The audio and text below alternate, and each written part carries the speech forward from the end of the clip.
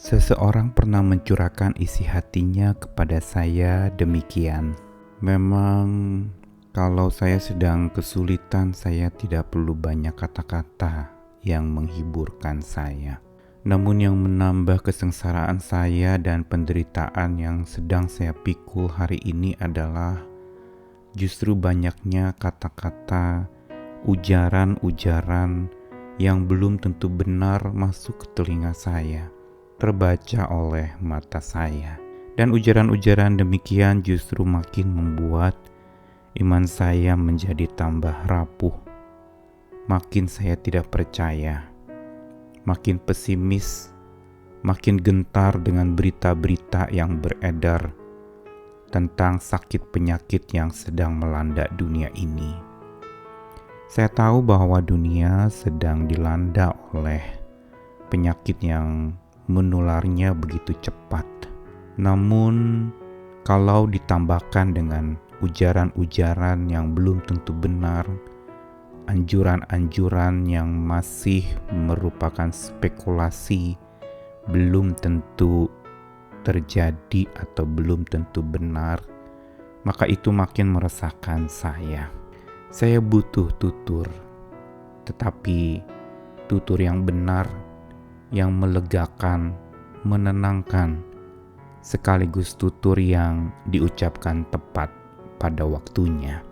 Ungkapan dari saudara saya ini adalah sebuah ungkapan yang ingin mengatakan bahwa penghiburan yang dibutuhkan orang dalam kesusahannya memang tidak melulu tanpa kata-kata atau tidak banyak kata-kata, tetapi perlu kata-kata yang diucapkan tepat pada waktunya, kata-kata yang benar, kata-kata yang menenangkan, dan kata-kata yang sungguh bukan untuk sekedar menguatkan, tetapi kata-kata yang memberikan jaminan di hati saya bahwa ada penghibur yang selalu menemani saya.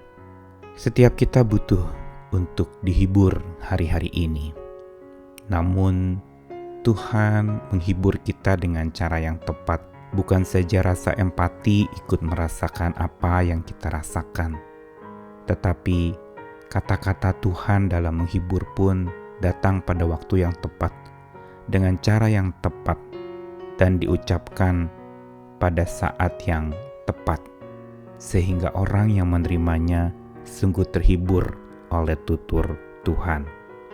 Saya Nikolas Kurniawan kembali menemani di dalam Sabda Tuhan menyapa kita lagi hari ini, masih di dalam rangkaian renungan-renungan penghiburan dari Tuhan.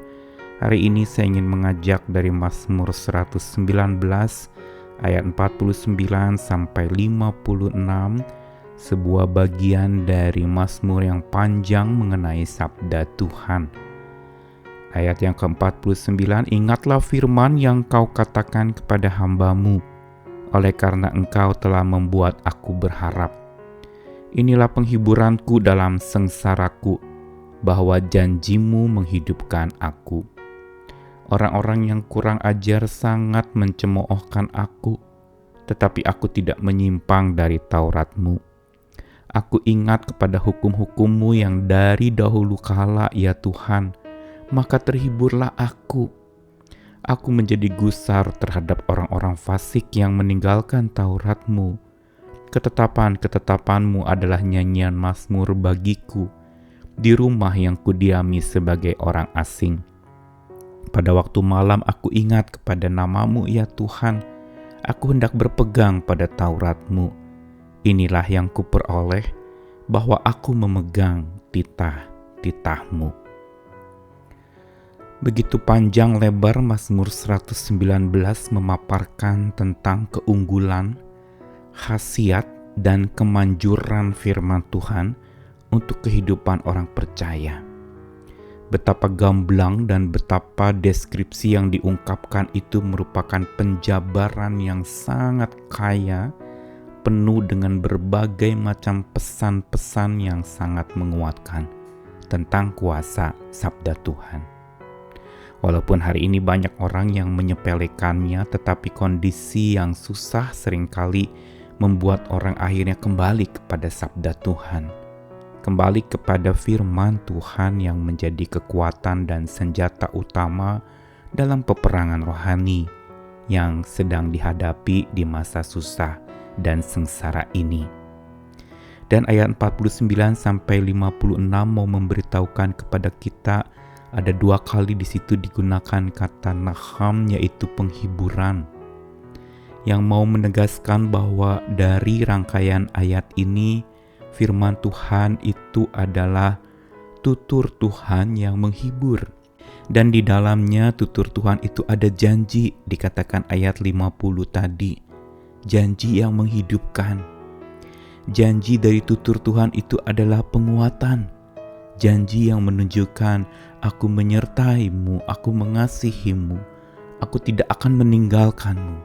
Itulah janji. Namun bukan saja tutur Tuhan itu berisi janji, tetapi juga hukum-hukum atau aturan-aturan Tuhan, perintah-perintah Tuhan yang sudah berlaku dan berlangsung sejak dulu kala. Ayat 52 mencatatkan demikian. Dan pemazmur di dalam kedua ayat tadi, ayat 50 dan 52 ingin memberitahukan tentang betapa tutur Tuhan itulah yang menghiburkannya. Di tengah-tengah kondisi yang sedang sulit, dia menggambarkan bagaimana kesusahannya, bagaimana kegusaran hatinya, bagaimana dia merasa hidup itu begitu singkat dan dia diam sebagai orang asing di dunia ini. Bahkan digambarkan pada waktu malam, yaitu kelamnya hidup yang sedang dia hadapi. Semua ini ingin menggambarkan bahwa ada petaka yang sedang mengelilingi si pemazmur dan membuat pikirannya menjadi terdistraksi. Tidak lagi fokus kepada kata-kata Tuhan, tapi lebih mendengarkan ujaran-ujaran di sekeliling yang belum tentu benar, terucapkan dan menggelisahkan hati, memberikan kepahitan atau rasa getir di dalam diri, yang akhirnya imannya pun menjadi tersingkir karena ujaran-ujaran dusta yang menambah getir itu. Namun akhirnya pemazmur menyadari bahwa memang kekuatannya adalah dari tutur Tuhan, janji dan perintah Tuhan, itu yang jadi kekuatannya. Janji bahwa Tuhan tidak meninggalkannya. Perintah berarti Tuhan mengundang untuk seorang bertobat dan taat kembali kepada Tuhan, hidup di jalan Tuhan yang benar. Pelajaran hari ini dari ayat-ayat yang terbaca tadi mau memberitahu kepada kita bahwa memang petaka sekeliling kita bisa memenuhi pikiran ini dan melelahkan, membuat kita tambah tertekan. Dan ujaran-ujaran dusta, ujaran-ujaran yang belum tentu benar, apalagi mengandung kebencian, itu menambah kepahitan di dalam hati. Ada rasa getir, dan iman pun akan makin lama makin tersingkir karena ujaran-ujaran yang belum tentu benar itu memenuhi kepala dan membuat kita pusing kepala pula. Namun ada satu kekuatan yang mau dikatakan lewat Mazmur tadi, bahwa mereka yang tidak pernah berpaling dari Tuhan, walaupun ada di titik nadir dan kondisi yang sedang getir itu, akan terhibur oleh tutur Tuhan. Karenanya biar kita boleh tetap setia kepada sabda Tuhan, kita bisa terus hidup di dalam tutur Tuhan yang menenangkan, yang memberikan kelegaan, yang memampukan kita untuk melangkah lagi lewat belantara-belantara kesusahan yang ada di depan kita. Karena tuturnya yang menghibur itu adalah tutur yang tidak pernah terhenti dia ucapkan.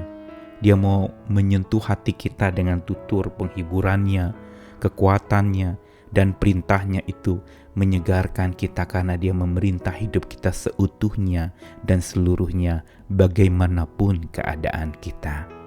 Selamat hidup di dalam tuturnya. Amin.